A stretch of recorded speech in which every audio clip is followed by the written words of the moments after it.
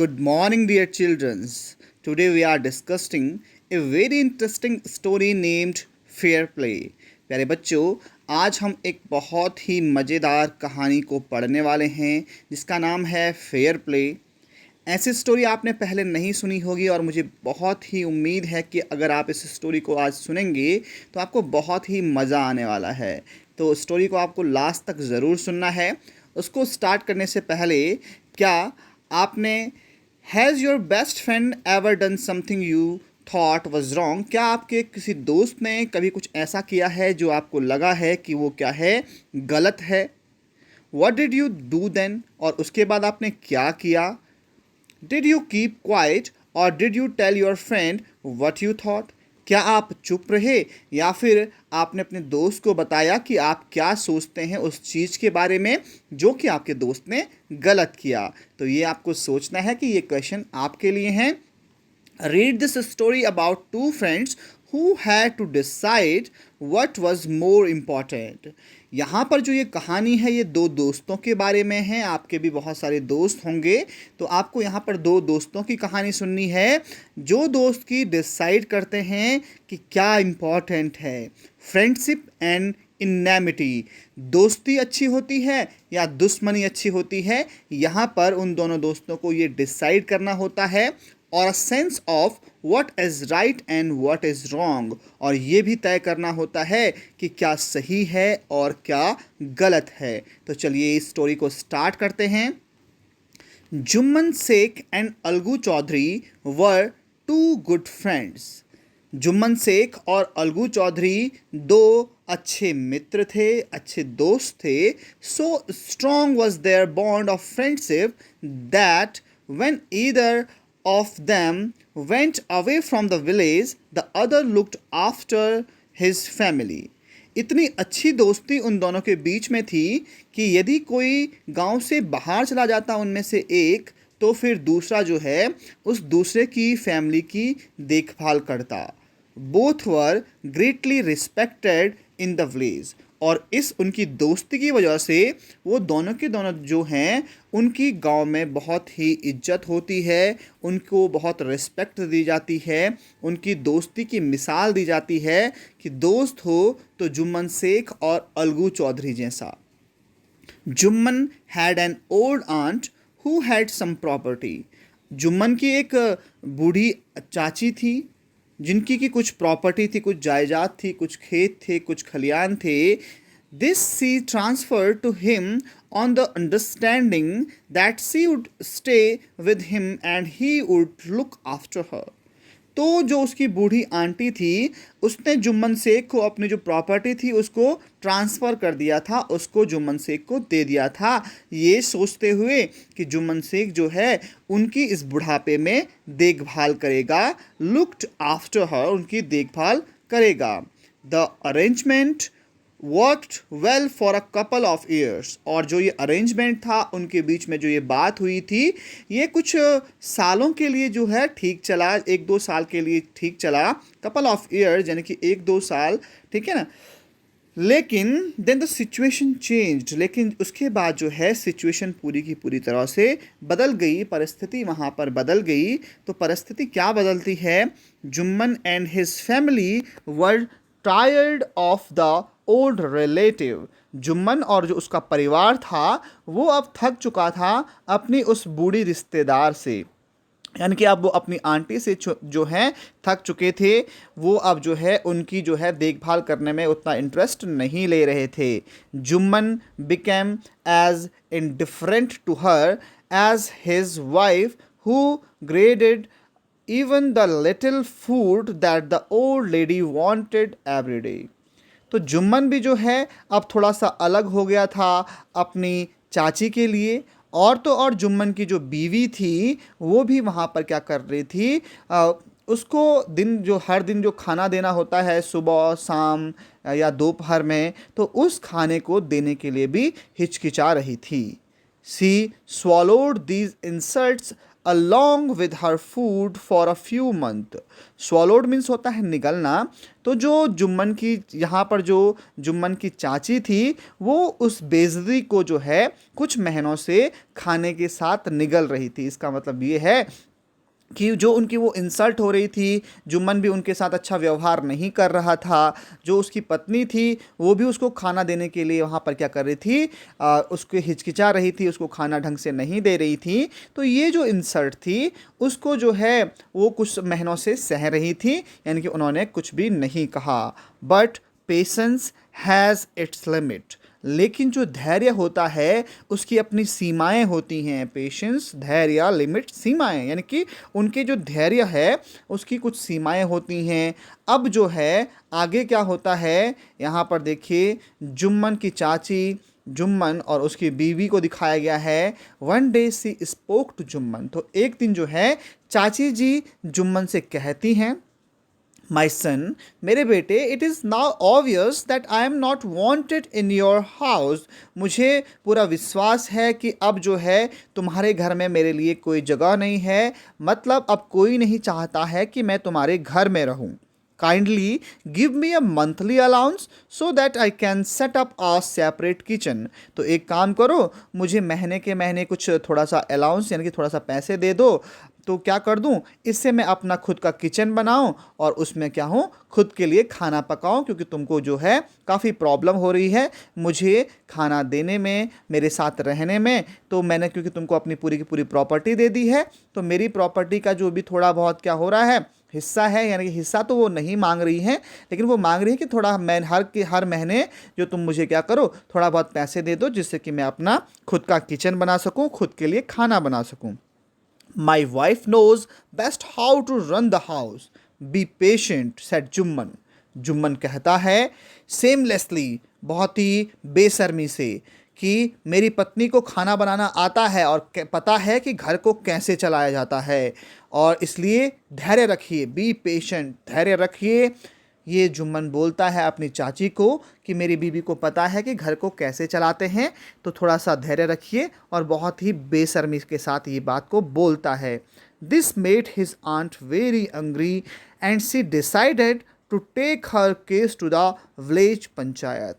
और इस बात से जो है चाची जी काफ़ी गुस्सा हो जाती हैं, काफ़ी नाराज़ हो जाती हैं, और वो डिसाइड करती हैं, निर्णय लेती हैं कि अब वो इस केस को जो है गांव की पंचायत जो होती है उसमें इस केस को ले जाएंगी, इस बात को रखेंगी।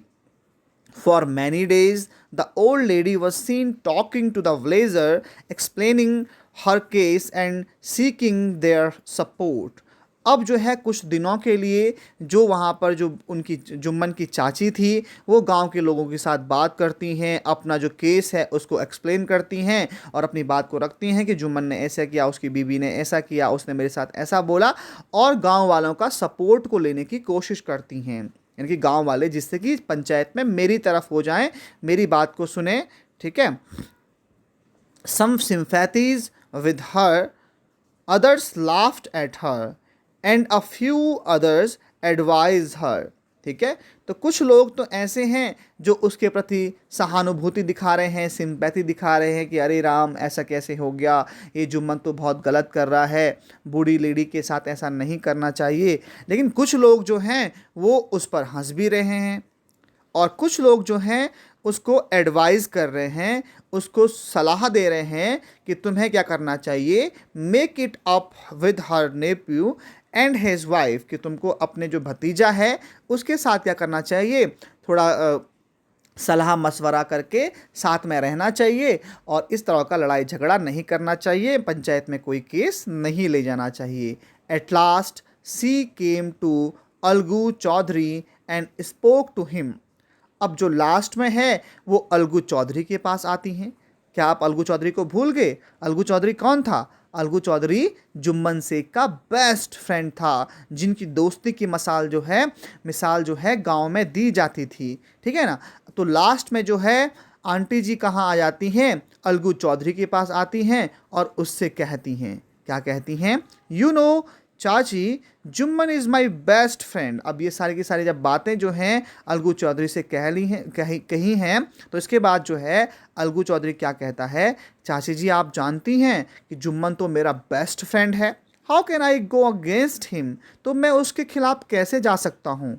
Algu said, but is it right my son to keep mum and not say what you consider just and fair. बेटा मुझे पता है कि तुम और जो है जुम्मन काफ़ी अच्छे दोस्त हैं, तो तो मेरे बेटे, to keep mum and not say what you consider just and fair, तो मुझे यहाँ पर तुमको कुछ नहीं करना है, तुमको बस ये देखना है कि सही क्या है। तुमको केवल सच की तरफ जाना है और फेयर की तरफ जाना है कि सही बात क्या है। प्लीडेड द ओल्ड लेडी, और यहाँ पर come to the panchayat and speak the truth. तो यहाँ पर जो है ओल्ड लेडी जो है अलगू चौधरी से कहती हैं कि तुम आओ और पंचायत में कहो जो बात सच है। स्पीक द ट्रूथ, जो सच्चाई है उसको पंचायत में कहो। She said, Algu didn't reply but her words kept ringing in his ears। Algu ने उस समय कोई भी जवाब नहीं दिया, लेकिन कि जो उसकी बातें थी वह उसके कानों में गूंज रही थी, क्योंकि उसने क्या कहा था कि तुमको कुछ नहीं करना है, यहाँ पर तुमको सिर्फ ये देखना है कि सही क्या है गलत क्या है। तो अब ये बात जो है तुमको पंचायत में कहनी है, और जो सच बात है उसको तुमको पंचायत में कहना है। अब स्टोरी का पार्ट शुरू होता है जहाँ पर पंचायत शुरू हो गई है। The panchayat was held the same evening under an old banyan tree. अब जो है पंचायत बैठ गई है, उसी शाम को एक पुराने जो है वहाँ पे बरगद का पेड़ है उसके नीचे बैठती होगी, तो वहाँ पर पंचायत बैठ गई है। Jumman stood up and said, Jumman खड़ा उठता है और कहता है, the voice of the panch is the voice of God. पंच की जो आवाज़ होती है वह भगवान की आवाज़ होती है। इसका मतलब क्या है कि पंच जो कहेगा, इसका मतलब है कि भगवान ने वो बात कह दी है। Let my aunt nominate the head panch, I will abide by her decision. बोलता है चलो मेरी चाची को अपना जो है आज का जो हेड पंच है उसको नॉमिनेट करने का यहाँ पर मैं छूट देता हूँ, और मैं उनकी जो है निर्णय जो वो लेंगी उसका मैं समर्थन करूँगा। इसका मतलब क्या है कि वहाँ पर क्या होता है, पंच सारे के सारे आते हैं, और जो भी वहाँ पर वादी और जो बोलने वाले जो दोनों दोनों पक्ष होते हैं उनमें से कोई एक जो है वहाँ पर हेड पंच को चुन सकता है, मुखिया को चुन सकता है। तो जो है अब जुम्मन शेख ने क्या कर दिया है, अपनी चाची को क्या कर दिया है, बोला कि आप जो भी है चुन लो जो हेड पंच होगा, तो मैं आप जो भी चुनेंगी मैं उसका समर्थन करूंगा, यानी कि मैं उसका विरोध नहीं करूंगा। The panch knows neither friend nor enemy, क्योंकि जो पंच होते हैं वो जो है न तो किसी के दोस्त होते हैं और न ही किसी के दुश्मन होते हैं। वट डू यू से टू अलगू चौधरी, तो तुम क्या कहते हो अलगू चौधरी के बारे में, क्योंकि मैं जो हूँ द ओल्ड लेडी अनाउंस्ड, और जो बूढ़ी चाची जो हैं वो वहाँ पर अनाउंस करती हैं कि मैं किसको चुनती हूँ सरपंच के लिए, अलगू चौधरी को। अलगू चौधरी कौन है, जुम्मन शेख का best friend. Fine, replied Juman, hiding his joy over his unexpected piece of luck।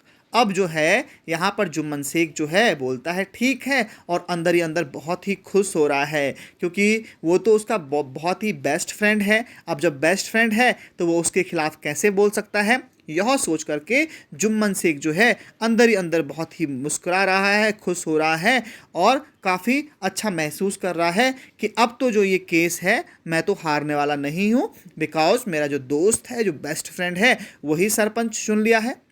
चाची, you are aware of my friendship with Jumman, said Algu. और अलगू क्या कहता है, चाची आपको पता तो है ना मैं और जुम्मन काफ़ी अच्छे दोस्त हैं, तो इस बात से ज़रा आपको अवेयर रहने की ज़रूरत है, आपको ये बात सोचने की ज़रूरत है।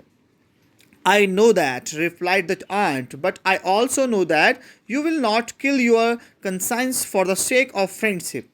उसकी चाची क्या बोलती हैं, हाँ मुझे पता है तुम दोनों की बहुत अच्छी दोस्ती है, लेकिन मुझे ये भी पता है कि तुम अपने जो है अंदर के जो इंसान है उसको नहीं मारोगे, अपनी इंसानियत है उसको कभी नहीं मारोगे, एक थोड़ी सी दोस्ती के लिए, फ्रेंडशिप के लिए।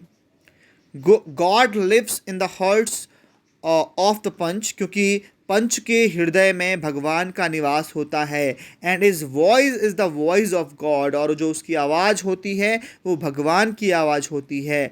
And the old lady explain her case, और अब जो है बूढ़ी जो लेडी हैं वो अपना केस जो है उसको वहाँ पर पंचायत के सामने एक्सप्लेन कर रही हैं। Jumman said Algu, You and I are old friends. Your aunt is as dear to me as you. तो यहाँ पर जो अलगू चौधरी है, सरपंच है, वो कहता है कि जुम्मन, तुम और मैं काफ़ी पुराने दोस्त हैं, और जो तुम्हारी चाची हैं वो उतनी ही प्रिय मेरी हैं जितनी कि तुम्हारी भी हैं। Now I am a panch, you and your aunt are equal before me, क्योंकि यहाँ पर अब मैं एक पंच हूँ तो तुम और तुम्हारी चाची मेरे लिए बिल्कुल सेम हैं। वट हैव यू टू से इन योर डिफेंस, तो अब तुम अपने बचाव में, अपने डिफेंस में क्या कहना चाहोगे? ये जो है सरपंच जी बोल रहे हैं। 3 years ago बिगिन जुम्मन, अब जो है जुम्मन अपना केस शुरू कर रहा है और बोल रहा है कि 3 साल पहले my aunt transferred her property to me, मेरी चाची ने अपनी जो पूरी की पूरी जायदाद थी वो मेरे नाम कर दी थी। I promised to support her as long as she lived, और मैंने भी उनसे प्रॉमिस किया था कि मैं जब तक वो जिंदा हैं उनका क्या करूँगा, ख्याल रखूँगा। I have done all I could, और मैं जितना कर सकता था मैंने वो सब किया। There, I have been a couple of quarrels between my wife and her, but I can't stop it. अब मेरी पत्नी और इनके बीच में कुछ झगड़े हुए जिसको कि मैं रोक नहीं पाया। Now my aunt is claiming a monthly allowance for me, और अब मेरी चाची जो हैं मुझे कह रही हैं कि मुझे क्या चाहिए, हर महीने का खर्चा चाहिए। This is not possible. That's all I have to say. लेकिन ये जो है संभव नहीं है, मंथली अलाउंस देना संभव नहीं है, बस मुझे यही कहना है। ये कहता है जुम्मन शेख, किसके सामने? सरपंच के सामने और पूरी की पूरी पंचायत के सामने। Jumman was cross examined by Algu and others, अब जो है यहाँ पर जुम्मन शेख जो है यहाँ पर अलगू चौधरी और औरों के जहाँ पर और लोग उसके कुछ क्वेश्चंस पूछते हैं, क्रॉस एग्जामिन करते हैं, केस के बारे में वहाँ पे बातचीत होती है। Then Algu announced, we have gone into the matter carefully, हम जो हैं यहाँ पर जो ये केस है उसके बहुत ही अंदर तक गए और हमने उस केस जो आपका केस है उसको ध्यानपूर्वक जो है यहाँ पर सावधानी से उसमें बात की। इन आवर ओपिनियन, और हमारी जो पंचायत है उसकी सलाह में, Jumman must pay his aunt a monthly allowance और else the property goes back to her. तो यहाँ पर पंचायत क्या निर्णय लेती है कि जुम्मन शेख को अपनी चाची को मंथली अलाउंस देना होगा, नहीं तो उसको अपनी चाची की पूरी की प्रॉपर्टी जो है उसको वापस करना पड़ेगा। Now the two friends were seldom seen together, अब जो है यहाँ पर पंचायत ख़त्म हो गई है। पंचों ने अपना निर्णय ले लिया है कि जुम्मन शेख को क्या करना होगा, अपने पूरी के जो अलाउंस है, मंथली अलाउंस जो है उसको अपनी चाची को देना होगा। यानी कि फाइनली जो है जुम्मन शेख जो है केस को हार गया है, चाची जो है केस को जीत गई हैं, और इसके बाद जो है वहाँ पर पंचायत ख़त्म हो गई है, सब अपने घर चले गए हैं। लेकिन the two friends were seldom seen together, लेकिन अब जो दो दोस्त थे वो मुश्किल से ही क्या है साथ में दिखते हैं। The bond of friendship between them was broken, क्योंकि उनके बीच में जो दोस्ती थी वो अब टूट गई थी। In fact, Jumman was अलगूज enemy and wanted his revenge, और जो जुम्मन है वह अलगू का दुश्मन बन गया है और उससे क्या लेना चाहता है, रिवेंज लेना चाहता है, बदला लेना चाहता है। अब थर्ड पार्ट में इसमें क्या होता है, days passed and as ill luck would have it, Algu Chaudhary found himself in a tight spot. कुछ दिन बीतते हैं और अब यहाँ पर जो है अलगू चौधरी का जो है यहाँ पर किस्मत जो है वो काफ़ी बेकार किस्मत है। अलगू चौधरी के साथ कुछ ऐसा होता है और वो खुद को क्या करता है, काफ़ी बुरी परिस्थिति में महसूस करता है। One of his fine pair of bullocks dead, क्योंकि जो उसके क्या थे, कुछ जो थे जो वहाँ पर जो बैलों की जोड़ी थी उसमें से एक जो था वो मर गया था। And he showed the other to Samjhu Sahu, और दूसरे को उसने समझू साहू को बेच दिया था। एक car driver of his village, उसके गांव में एक बैलगाड़ी का जो चलाने वाला ड्राइवर था वो था समझू साहू। तो उसको उसने क्या कर दिया था, एक बैल को बेच दिया था क्योंकि एक बैल मर गया था। The understanding was that Sahu would pay the price of the bullock in months time. तो वहाँ पर उन दोनों के बीच में क्या बात हुई थी कि जो समझू साहू है वो बैल के पैसे जो है वो चुकाएगा, कुछ मतलब महीने में, एक महीने में क्या कर देगा, उसके पैसे को चुका देगा। It so happen that the bullock dead with in a month, लेकिन कुछ ऐसा होता है कि जो बैल है वह एक महीने के अंदर मर जाता है। Several months after the bullocks death Algu reminded Sahu of the money he hadn't yet paid. तो कुछ महीने के बाद जो है वहाँ पर जो अलगू चौधरी है वो समझू साहू को याद दिलाता है कि भाई तुमने मेरे कुछ पैसे देने थे, बैल तुम मुझसे बैल ले गए थे, तुमने मेरे पैसे चुकाने थे। साहू गॉट वेरी अनॉयड, अब इससे जो है साहू काफ़ी गुस्सा हो जाता है। I can't pay you a penny for the rich beast you sold me, मैं तुम्हें एक फूटी कौड़ी भी नहीं दूंगा, तुमने जो मुझे वो क्या दिया था, वो मरा हुआ बैल दिया था, यानी कि बहुत कमज़ोर बैल दिया था, उसके लिए मैं तुम्हें एक भी पैसा, एक भी फूटी कौड़ी नहीं दूंगा। He brought us nothing but run, वह मेरे लिए क्या लाया था, कुछ भी नहीं लाया, बल्कि उसने मुझे बहुत ही परेशान किया। उसने मेरे यहाँ पर जो है बीमार हो गया, मर गया, और वहाँ पर जो है मैं बहुत ही परेशान हो गया, मैं बहुत ही घाटे में चला गया। I have a bullock, use it for a month and then return it to back.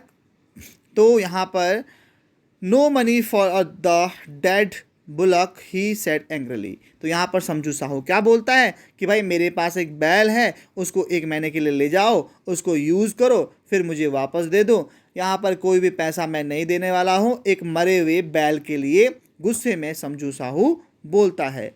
Algu decided to refer the case to the panchayat for a second time in a few months. Preparation for holding the panchayat were made and both the parties started meeting people seeking their support. अब जो है अलगू चौधरी यहाँ पर क्या निर्णय लेता है कि इस केस को पंचायत में ले जाया जाए, और यहाँ पर ये दूसरी बार था कि कुछ महीनों के बाद जो है पंचायत को फिर से शुरू किया गया था। एंड दोनों के दोनों जो पार्टियाँ थी, दोनों के दोनों जो वहाँ पर दल थे, वो लोगों से मिल रहे थे और फिर से अपना जो सपोर्ट थे वो हासिल कर रहे थे, अपना जो केस है वो लोगों को बता रहे थे और वहाँ पर अपना सपोर्ट हासिल कर रहे थे। यानी कि कैसा होता होगा, पंचायत में जिसके साथ जो हैं ज़्यादा लोग हैं, जिसके सपोर्ट में ज़्यादा लोग हैं, वो जो है केस जीत जाता होगा। तो इसलिए जो है केस से पहले, सरपंच के पास ले जाने से पहले लोग क्या करते थे, अपने केस को गांव के लोगों के साथ डिसाइड करते थे, बोलते थे। The panchayat was held under the old banyan tree. Algu stood up and said, "The voice of the punch is the voice of God. Let Sahu nominate the head punch. I will abide by his decision." तो फिर से वही बात हो जाती है। यहाँ पर अब अलगू चौधरी खड़ा उठता है। पिछली बार क्या बोला था, चाची ने कुछ बोला था, इस बार अलगू चौधरी बोलता है। यहाँ पर जो फिर से पंचायत है वह एक वो जो पुराना बरगद का पेड़ था उसके नीचे फिर से पंचायत बैठ गई है। अलगू खड़ा उठता है और बोलता है कि जो पंच की आवाज़ होती है वही भगवान की आवाज़ होती है, यानी कि जो पंच बोलते हैं यानी कि वो भगवान ने बोल दिया। तो चलो ठीक है, समझू साहू को अभी मैं नॉमिनेट करने के लिए बोलता हूँ कि तुम जो हेड पंच है, जो सरपंच है, उसको चुनो, and I will abide by his decision, और मैं जो है उसके निर्णय को उसका समर्थन करूँगा। Sahu Shaw his chance and promise the name of proposed the name of Jumman. Algu's heart sank and he turned pale. But what could he do? अब जो है साहू वहाँ पर जो है उसके जो प्रपोजल है उससे खुश होता है और नाम दे देता है किसका, जुम्मन शेख का। अलगूज हर्ट सैंक एंड ही टर्न पेल। अब जुम्मन शेख कौन था, जो कि अलगू चौधरी का बहुत अच्छा दोस्त था लेकिन पिछले केस की वजह से उसका दुश्मन बन गया था।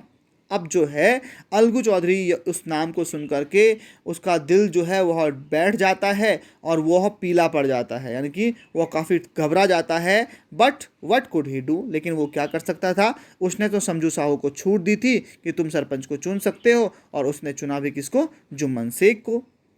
The moment Jumman became head punch, he realized his responsibility as judge the dignity of his office. तो यहाँ पर जो है जैसे ही जिस क्षण में जुम्मन जो है हेड पंच बनता है वो उसको भी महसूस होता है जो उत्तरदायित्व होता है, रिस्पॉन्सिबिलिटी होती है एक जज की, और जो उसका जो ऑफिस होता है, जो उसका पद होता है, उसकी जो डिग्निटी होती है, जो उस पे जो उसका क्या होता है काम होता है, जो उसका उत्तरदायित्व होता है, वह उसी क्षण जो है जुम्मन शेख को समझ में आ जाता है.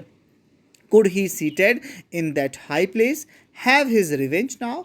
He thought and thought.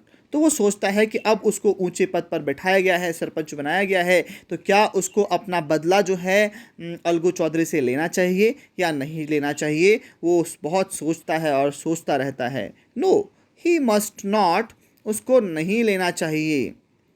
Allow his personal feeling to come in the way of speaking the truth of doing justice. तो अब वह निर्णय लेता है कि उसको अपनी जो व्यक्तिगत भावनाएं हैं, पर्सनल फीलिंग्स हैं, उनको क्या नहीं करना चाहिए, अपने सच बोलने के रास्ते में और अपने जो जस्टिस उसने करना है, जो वहाँ पर उसने निर्णय लेना है, उसके रास्ते में नहीं आएंगी. तो वो वहाँ पर निर्णय ये लेता है अपने साथ. Both Algu and Sahu started their cases. They were cross-examined and the case was considered deeply. तो अब जो है अलगू चौधरी और समझू साहू जो है अपने जो केसेस हैं उनको स्टार्ट करते हैं और फिर अपनी जो बातें हैं उनको पंचायत के सामने रखते हैं और फिर उनको भी क्रॉस एग्जामिन किया जाता है, उनसे भी प्रश्न पूछे जाते हैं और फाइनली इस केस को बहुत ही डीपली पढ़ने के बाद then Jumman stood up and announced, और जुम्मन अब खड़ा उठता है, जो सरपंच है वो खड़ा उठता है और कहता है, it is our opinion that Sahu should pay Algu the price of the bullock. बोलता है हम सबके निर्णय के बाद यह फैसला लिया गया है कि जो समझू साहू है उसको क्या करना पड़ेगा, अलगू चौधरी को बैल के पूरे पैसे चुकाने पड़ेंगे. When Sahu bought the bullock, जब साहू ने बैल को खरीदा था, it suffered from no disability और डिजीज़. उस समय बैल को कोई भी प्रॉब्लम नहीं थी, बैल कुछ भी बीमार नहीं था. The death of the bullock was unfortunate, जो बैल की मृत्यु हुई थी वह एक दुर्भाग्यवश है, वह दुर्भाग्य की बात है. But Algu can not be blamed for it, लेकिन अलगू चौधरी जो उसका पुराना मालिक था उसको इस बात के लिए ब्लेम नहीं किया जाना चाहिए कि भाई तेरा बैल मरा है, उसने तो अपना बैल बेच दिया था ना, तो जब बैल बेच दिया है तो इसमें अब पुराने मालिक की कोई जिम्मेदारी नहीं बनती है. अब जो है क्योंकि जब बेचा था तो बैल बहुत स्वस्थ था, उसको कोई भी वहाँ पर तकलीफ नहीं थी. Algu could not contain his feeling, he stood up and said loudly over and over again, victory to the panchayat, this is justice, God lives in the voice of the panch. Algu जो है जैसे ही पंचायत का फैसला सुनता है वह अपनी भावनाओं को नहीं रोक पाता है और खड़ा उठता है और ज़ोर ज़ोर से चिल्लाने लगता है, victory to the panchayat, panchayat की जीत हुई, दिस इज जस्टिस, यही न्याय है, God lives in the voice of the panch, भगवान जो हैं पंचों की आवाज़ में निवास करते हैं. Soon after Jumman came to Algu, और कुछ ही समय के बाद जुम्मन जो है वो अलगू चौधरी के पास आता है. embraced him and said, since the last panchayat I had become your enemy, और उससे कहता है कि यार जो लास्ट पंचायत हुई थी उसमें मैं तेरा दुश्मन बन गया था. टुडे आई रियलाइज, लेकिन मुझे आज विश्वास हो गया है, मुझे आज भरोसा हो गया है, मैं आज महसूस कर पा रहा हूँ what it mean to be a panch, कि एक पंच होना क्या होता है. A panch has no friend no enemy, क्योंकि एक पंच का क्या नहीं होता है, कोई दोस्त नहीं होता है, कोई दुश्मन नहीं होता है. ही नोज ओनली जस्टिस, क्योंकि वह केवल क्या जानता है, न्याय जानता है. Let no one deviate from the path of justice and truth for friendship और इनेमिटी, और दोस्ती और दुश्मनी जो है वह न्याय के रास्ते में नहीं आती है. Algu embarrassed his friend and wept, और यहाँ पर जो है दोनों के दोनों जो हैं रोने लगते हैं. And his tears washed away all the dirt of misunderstanding between them, और जो उनके आंसू होते हैं वो उनके बीच की पूरी जो कड़वाहट थी, जो मिसअंडरस्टैंडिंग जो हुई थी, ठीक है, उसको क्या कर देते हैं, उनके आंसू जो हैं उसको धो देते हैं. तो ये जो कहानी है यह प्रेमचंद्र की लिखी हुई है. तो यहाँ पर आपको स्टोरी काफ़ी अच्छी लगी होगी, मुझे आशा है। अगर आपको यहाँ पर वीडियो बड़ी लगती है तो आप इसको फास्ट फॉरवर्ड करके भी दोबारा देख सकते हैं और इस स्टोरी का आनंद ले सकते हैं। तो प्यारे बच्चों, वीडियो अगर आपको अच्छी लगी है तो वीडियो को लाइक वाला जो बटन आपको वीडियो के नीचे दिख रहा है उसको दबाएं।